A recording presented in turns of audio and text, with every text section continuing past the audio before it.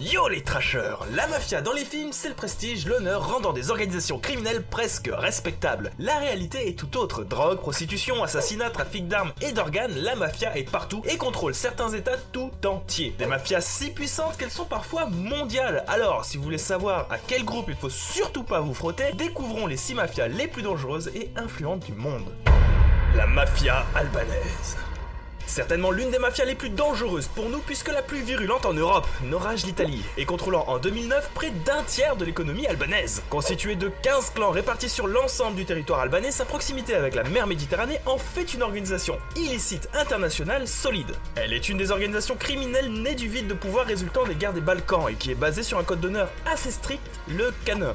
Ou Kanoun, je sais pas. Un code ancestral écrit au 15e siècle qui régit certains pans de la vie quotidienne tels que le mariage, la famille et la propriété, mais aussi et surtout la pratique de la justice privée entre clans. Et c'est parfois violent. Si la pègre albanaise trempe dans des commerces illicites standards, elle s'est surtout faite connaître pour son fort réseau de prostitution, une véritable traite de la femme, oui une traite, on parle ici d'esclavage, avec des prix fixés entre 1000 à 2500 $ par prostituée. Pour vous dire, on compterait en France entre 20 000 femmes attachées à la mafia albanaise. Sachez que cette organisation baigne aussi dans le trafic d'héroïne qu'elle distribue dans toute l'Europe et surtout en Hongrie, République tchèque, Bulgarie et Suisse. Ouais, les Albanais contrôlent 70% du marché d'héroïne dans le pays.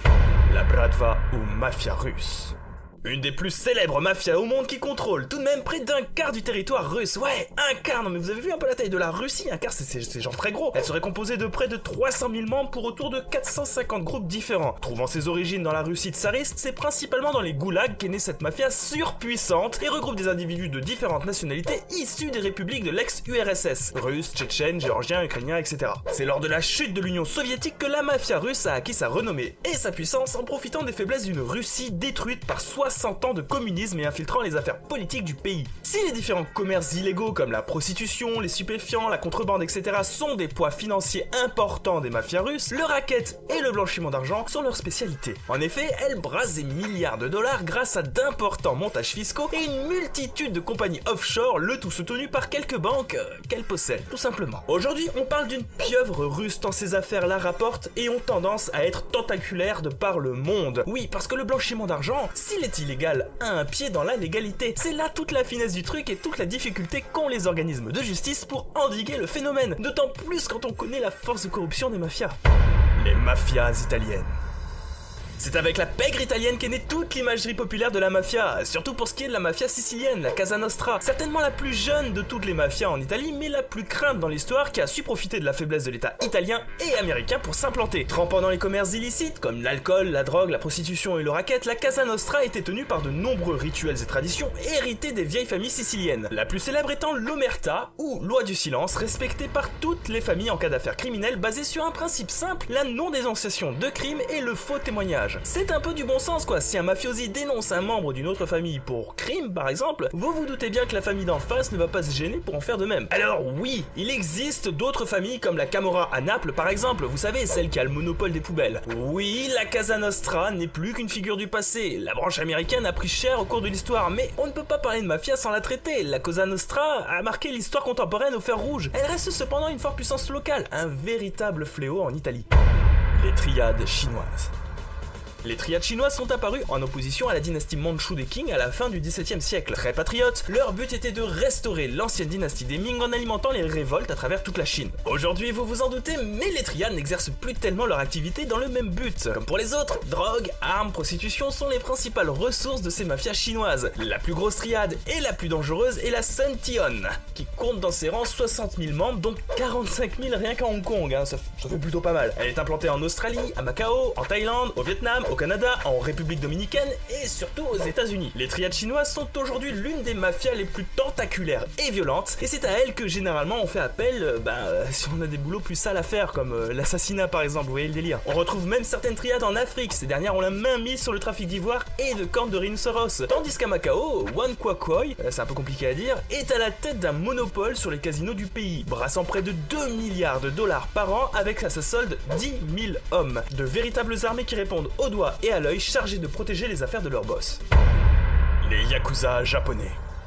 Saviez-vous que les Yakuza sont des descendants des samouraïs? Enfin, pas tout à fait, si beaucoup de groupes de Yakuza se revendiquent de cette lignée, cette mafia est en réalité formée grâce à de nombreuses milices nées des suites de la démilitarisation du Japon de 1603, la Pax Tokugawa, durant laquelle les samouraïs, sans maître, se mirent à faire pour certains des méfaits un peu partout. Les Yakuza se forment donc, s'identifient à des machiyako, littéralement des défenseurs d'opprimés qui, dans les faits, défendent davantage leurs propres intérêts, et ça n'a pas beaucoup changé depuis. Évidemment, les origines des Yakuza, vous en avez plein, et le groupe lui-même joue de ses origines multiples pour se donner une crédibilité. Aujourd'hui, les Yakuza sont une mafia qui pèse très lourd dans l'économie japonaise. Ce sont près de 85 000 membres répartis en 4 grandes familles, dont la plus grosse et la plus célèbre est celle des Yamaguchi-Gomi. Cette armée est fortement intégrée dans l'économie japonaise, car si elle exerce un commerce illicite, elle a aussi un pied important dans des activités légales, certains Yakuza ayant même pignon sur rue. Ce qui détonne le plus avec eux, c'est leur code d'honneur, certainement le plus strict de toutes les mafias, fruit d'une histoire riche et d'origine nippone déjà bien sévère à la base. On retrouve aussi à la tête l'Oyabun, le parent dont ses fils doivent lui jurer obéissance et fidélité en respectant le Goduko, la voie de l'extrême, et le Ninkyudo, la voie chevaleresque, soit 9 commandements sacrés. Si l'un d'eux n'est pas respecté, le Yakuza a l'obligation de s'amputer un doigt. Ouais, ça rigole pas. Pour sceller le tout, les Yakuza doivent marquer leur peau avec un tatouage, symbole de leur appartenance au clan. Ce qui est ouf avec les Yakuza, c'est qu'ils sont puissants, ordonnés et qu'ils ont à la fois le soutien du gouvernement japonais, de la police et de la population pour leur soutien économique et leur rôle de repoussoir des autres mafias. Les cartels sud-américains.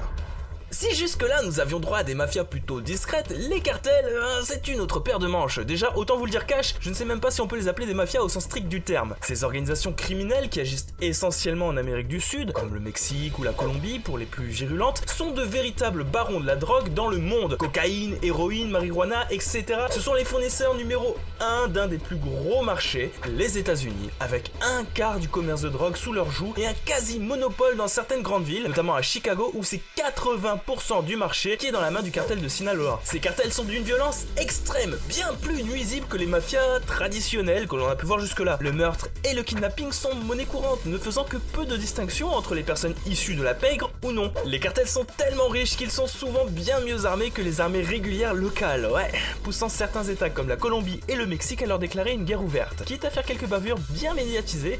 Coucou Florence Cassé. Enfin bon, c'est généralement beaucoup de vent brassé pour pas grand chose. Les cartels, si très bruyants, ont également beaucoup de politiques locaux dans la poche. Et si l'apparence c'est la guerre, sachez qu'en Amérique du Sud, le trafic de drogue n'a jamais été en aussi bonne santé et en aussi grande croissance.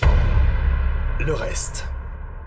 Hells Angel, D-Company, Mungiki, etc. sont autant de noms qui font trembler le monde. Chaque année, de nombreux morts sont à déplorer et leur poids économique est extrêmement important du fait de leur participation très lourde dans les commerces illicites. Pourtant, on ne peut pas vraiment parler de mafia pour ces organisations criminelles. On a plus affaire à des bandits organisés pour les Hells Angels, sans véritable prétention à s'immiscer dans la vie politique, tandis que la D-Company et le Mungiki sont plus à rapprocher de groupes fanatiques religieux et terroristes, ce dans quoi une pègre ne trempe que rarement, voire jamais. Le fait qu'un organisme veuille prendre le pouvoir ne peut pas faire de lui une mafia. Une mafia a besoin de l'État, elle a besoin d'être dans son ombre. Son but est de jouer avec ce que l'État ne sait pas faire, parfois même en collaboration avec lui. C'est bien simple, toutes les mafias sont nées de la même manière. Les Russes sont nés parce que l'URSS est tombé, les Italiens parce qu'en soi, l'Italie a toujours été instable, l'Albanaise est née des guerres du Kosovo, et ainsi de suite. C'est d'ailleurs pour cette raison que la junte militaire de Colombie n'est pas une mafia. Quand bien même elle tire des revenus du trafic de drogue, son but a toujours été de faire la révolution. N'allez cependant pas croire que la France n'est pas touchée par les mafias. Au contraire, les commerçants se font toujours racketter, les Balkans tiennent les armes, les Turcs l'héroïne, les Albanais les prostituées, et les Chinois ont la contrefaçon. Et c'est sans compter des mafias locales qui tiennent certaines villes, comme Marseille. Ouais, les mafias sont partout. Bon, on se calme, c'est pas la mer à boire, et pour se détendre un peu, je serais quand même curieux de connaître vos œuvres de fiction préférées qui traitent de mafia. Pour ma part, j'ai du mal à choisir entre le sublime Parrain et le très con Reborn. N'hésitez pas à lâcher les pouces bleus, à vous abonner et à partager la vidéo partout, parce qu'en vrai c'est ça le plus important. Nous, on vous embrasse très fort, à la semaine prochaine, ciao.